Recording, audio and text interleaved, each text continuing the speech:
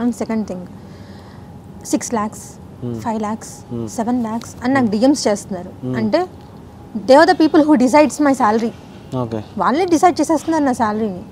అంటే ఇంకా నెక్స్ట్ ఏంటి నేనేం చెప్పినా వినే స్టేజ్లో లేదు అంటే అలా పాకిచ్చేస్తున్నారు.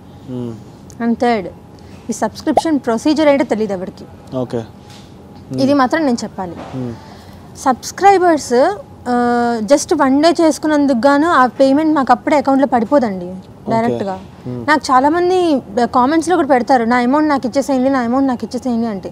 బట్ మీరు పెట్టిన అమౌంట్ అంతా మొత్తం 1 month మొత్తం టాలీ అయ్యి మాకు దాంట్లో కూడా కట్స్ ఉంటాయి. నాకు ఇప్పుడు ఒక $1000 వచ్చాయి అనుకోండి, దాంట్లో $400 ఇప్పుడు ఐఫోన్ యూజ్ చేసినందుకు కానీ యాపిల్ ఫీజు కట్, మళ్ళీ రెవెన్యూ కట్ $200, ఇలా మొత్తం పోగా ఒక $600 వస్తుంది ఒక $1000లో. సరే ఇప్పుడు నేను దానికి కూడా అదే చెప్తా, నేను ఇంట్లో కూర్చొని $600 సంపాదిస్తున్నాను వాళ్ళకి ఏం చెప్తా? ఈ విషయం చెప్తాను, ఇంట్లో కూర్చొని అనేది రాంగ్. ఎవరైనా కష్టపడకుండా అమౌంట్ రాదు.